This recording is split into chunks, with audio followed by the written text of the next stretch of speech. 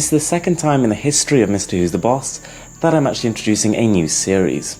So for those of you who have followed me for some time, you'll probably know that I actually started out my YouTube channel showing you guys some amazing value budget smartphones. To be honest, things that when I actually saw myself I was blown away by, and I just felt like I needed to share them with you. And since then we've come quite a long way, but I think it's time to pay some homage to that. So what I'm going to do is research, spend a lot of time researching to find not only smartphones that you probably haven't heard of, but also ones that get very favourable reviews. And then I'll buy them and I'll test them, and if I find that they get a score of above 80 on my reviewing system, which hopefully you guys are aware of, then I will actually introduce them into the series. So in these videos, I'll basically be getting straight to the point.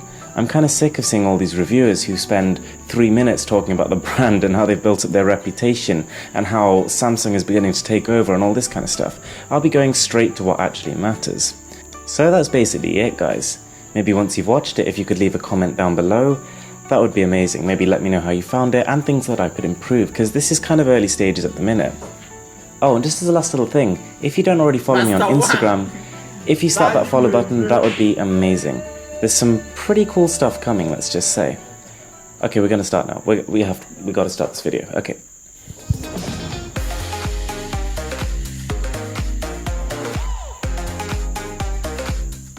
So the first phone in the series is the Mrwhose. It's got a price of $119, has a 5-inch display and a 64-bit octa-core CPU. It also supports 4G, dual SIM and OTG technologies.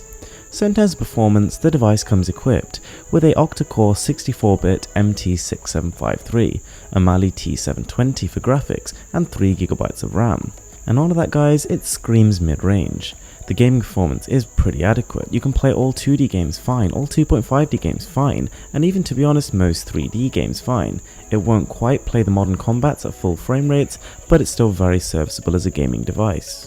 The Thor also comes bundled with Android 6.0 and basically a clean install of it, so it's fast, fluid, efficient, and seems to get some pretty timely updates. Now the screen might just be a sticking point for some people. The colours, contrast, saturation and viewing angles are all absolutely fine, but it is a 720p screen. Holding the phone at any reasonable distance though, and it still looks pin sharp. The Mrwhose is not a flashy phone by any means, but it's well built for the price. It's solid, it doesn't creak, there's no flexing whatsoever, and it's actually got a fingerprint resistant coating. Also nice was coming from the S7 Edge, it was nice that my finger could reach all the way across the phone. It gets better, because the back cover is removable, and it houses a 2800 mAh battery, which given the efficiency of this components and software, actually pushes you through a good day and a half of usage, and absolutely ages on standby. We've also got dual SIM and a micro SD card slot, which supports up to 128GB. The camera is slightly less impressive. We've got 5 megapixels on the front and 13 on the rear. The detail it captures in the right lighting conditions though is pretty fine, but as soon as we go a bit darker or we introduce some highly contrasting areas, it starts to blow out a little bit and you get a bit of graininess. The front camera though is pretty serviceable, just as good as most other smartphones. Whilst I wouldn't say it quite lives up to its claimed 0.1 second unlock time, the fingerprint scanner is here and it works well. So that is the Mrwhose, and in conclusion it's a bit of a jack of all trades.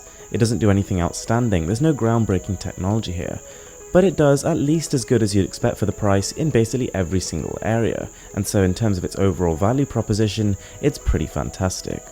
Thanks for watching, guys, I really appreciate it, and let me know what you think to this series and where we can go with it. I'll see you next time.